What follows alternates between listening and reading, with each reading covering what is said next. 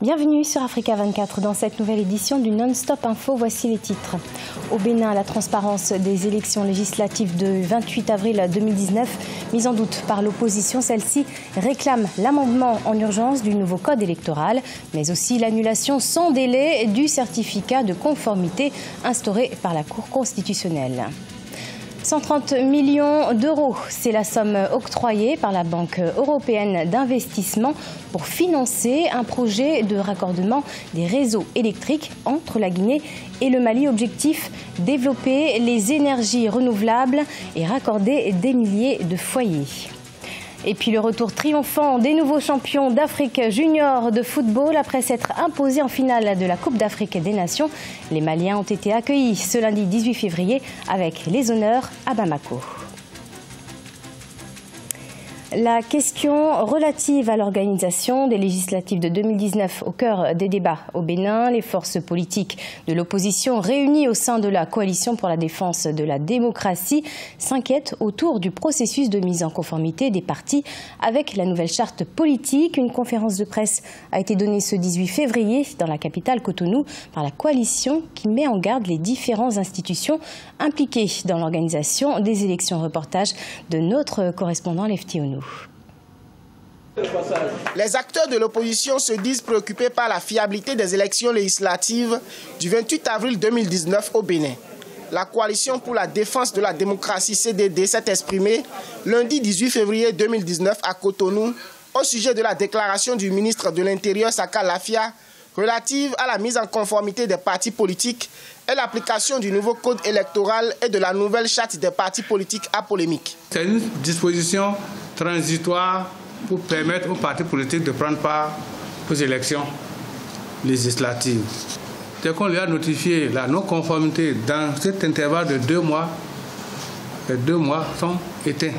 À la veille de l'enregistrement et la réception des déclarations de candidature pour les législatives du 28 avril 2019 par la Commission électorale nationale autonome Sénat, la délivrance du certificat de conformité aux partis politiques n'est pas toujours effective. Ce qu'il a omis de vous dire, c'est que c'est les blocs de partis politiques créés par M. Patrice Talon qui ne sont pas prêts, qui ne sont pas en mesure d'aller aux élections, si on suivait la loi.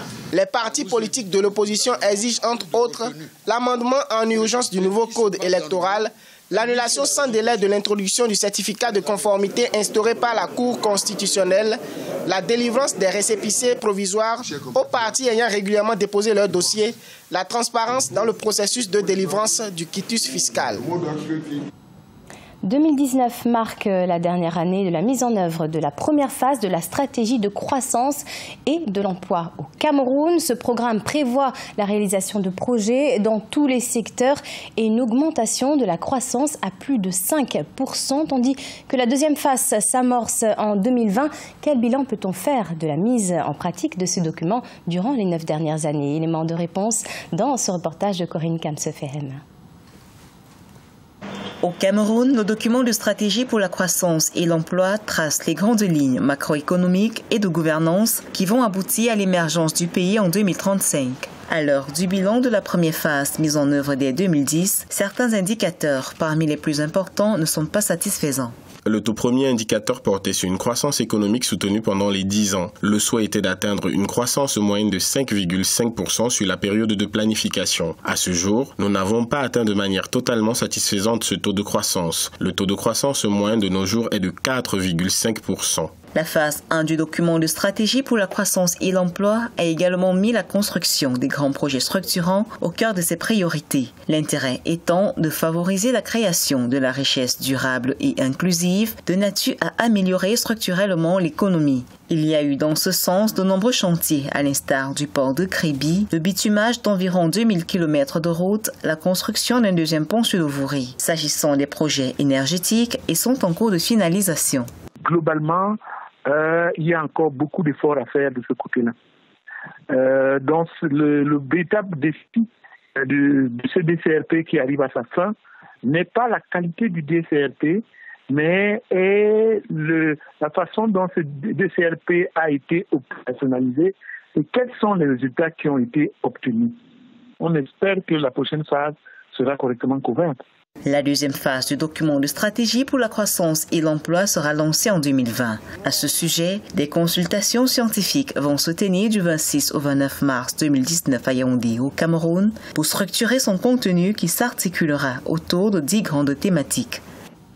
La Banque européenne d'investissement a débloqué 130 millions d'euros pour financer l'interconnexion des réseaux électriques de la Guinée et du Mali. Ce projet permettra de développer le recours aux énergies renouvelables et 200 000 personnes pourront enfin avoir accès à l'électricité. Les précisions Aïssatou Bari.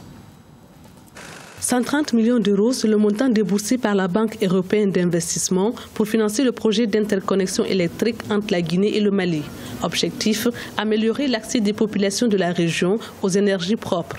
Ce projet d'interconnexion électrique entre la Guinée et le Mali est un maillon essentiel du système d'échange d'énergie électrique ouest-africain qui fournira un accès fiable aux énergies renouvelables aux habitants et permettra d'élargir la desserte à des milliers de personnes vivant dans des régions rurales de la Guinée. Ce projet avec le Mali vient compléter une entreprise d'interconnexion électrique bien plus vaste lancée depuis quelques années par la Guinée. D'autres accords dans ce domaine ont auparavant été passés, notamment avec le Libéria et la Côte d'Ivoire. À un moment donné, c'est le président Alpha Condé qui a été désigné par ses pairs pour l'énergie en Afrique. On ne peut que se réjouir de ce financement européen. En 2020, les délestages fréquents en Guinée ne seront qu'un lointain souvenir. Donc, les deux réunis seront à peu près 500 à 550 mégawatts. Viendra combler de manière efficiente le manque d'énergie dans les grandes villes et permettra même d'exporter vers les pays voisins. Grâce à son potentiel hydroélectrique, la Guinée veut renforcer sa position dans le cadre de la coopération sous-régionale en matière énergétique.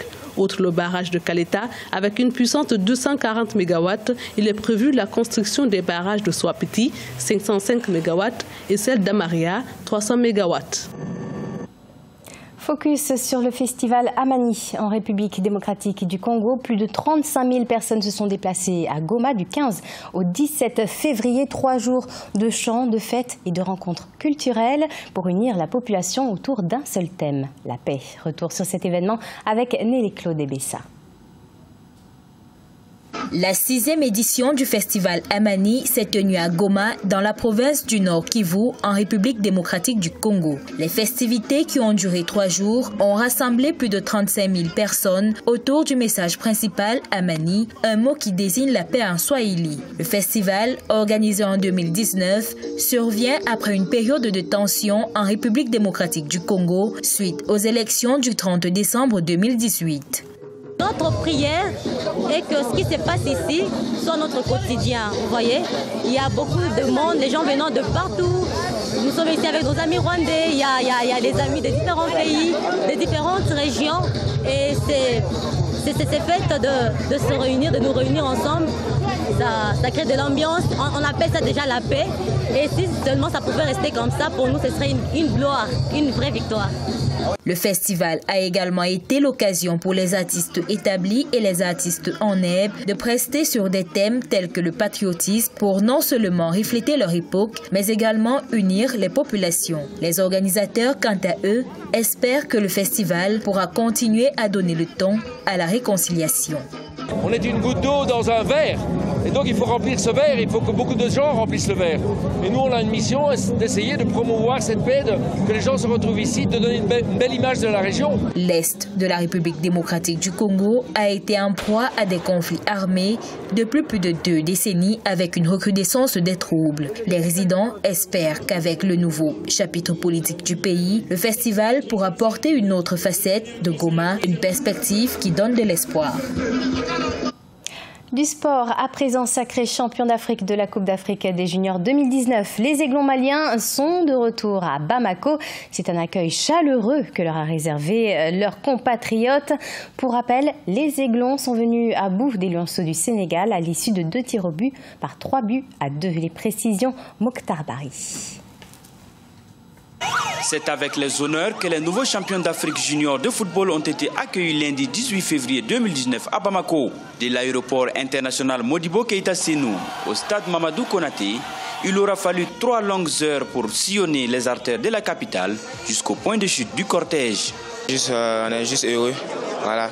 On est parti avec le récit de jouer 5 matchs. Et on espérait jouer la 5e match, on espérait jouer la 5e match comme une finale. Dieu merci, on est arrivé en finale.